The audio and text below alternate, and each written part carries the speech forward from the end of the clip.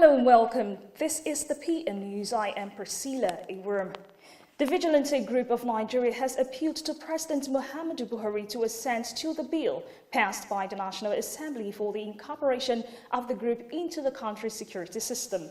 The group said it had over 200,000 trained members who could complement the police in internal security. The Assistant Commandant General Community Policing VG and Emmanuel Eyisiri spoke on Tuesday while responding to the statement of the president that the police and community leaders had failed the country. Eyisiri noted that the VGN was the missing piece in the puzzle for a strong community policing, lamenting that the bill had been unnecessarily delayed. The VGN official explained that members of the group were recruited on the basis of nativity and domicility for ease of resolving crimes within their localities, adding that the police were having a tough time performing their duties because they lacked the public trust and confidence. The Deputy Commandant General VGN Southwest, Jimo Aliyu, said the delay in assenting to the bill has been affecting the morale of the men, urging traditional rulers and governors to support the group. Former President Olusegun Obasanjo has distanced himself from the report that he escaped plane crash earlier today. According to the former president, he was not on board the Boeing 777-300 aircraft Ethiopian flight that almost crashed at the Murtala Mohammed International Airport on Wednesday because of bad weather.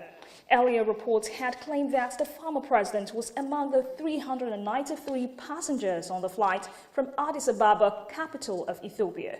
Speaking via his spokesperson, Kehinde Akinyemi, Obasanjo said he didn't travel, let alone board the plane that almost crashed in Lagos. According to Akinyemi, Obasanjo was at his home in Abeokuta, Ogun State, and did not travel, as widely reported. Obasanjo was reported to have been returning from the stakeholders' dialogue on continental trade and strengthening implementation of African Continental Free Trade Agreement, which ended on Tuesday in Addis Ababa when the near mishap almost occurred. The Kaduna State Governor Nasir El-Rufai, during his swearing-in Kaduna, warned that his administration will make very difficult and painful decisions during the second term. El-Rufai, who was sworn in for a second full-year term in Kaduna on Wednesday, apologized to the people of the state for the decisions his administration will make. According to him, the challenges confronting them are numerous and hard, adding that these challenges would be surmounted if they collectively do their jobs well and also offer their help, support, and prayers. He went further to ask for understanding and forgiveness in advance, adding that they will not waver in supporting ordinary people to attain their aspirations. They will continue their tradition of cooperation with the other arms of government in the service of the people. The governor called for peaceful coexistence in the state, saying there can be no development without peace. Meanwhile, El-Rufai also announced the extension of maternity period for women in the civil service from 3 to 6 months.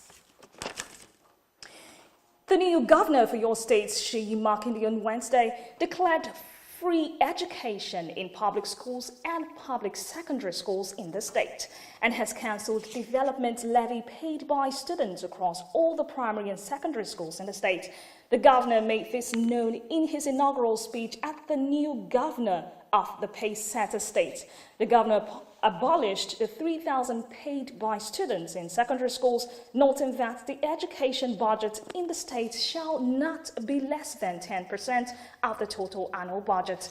He stated that his government will be private investment as he believes in true federalism, adding that all states and tribes are not equal. For his reason, it is against fairness to treat them equally. Meanwhile, 30,000 naira minimum wage governor said he will have a sincere conversation with the labor union leaders and arrive at the best decision for both parties.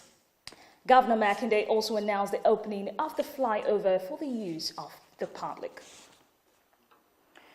The new Imo State Governor, Emeka Ihedioha, has announced the beginning of free health care for children and elderly people in the state. Ihedioha was sworn in for a 4-year term at a jam-packed Dan Ayam Stadium in Owerri on Wednesday by the Chief Judge of the state, Justice Pascal Inandi.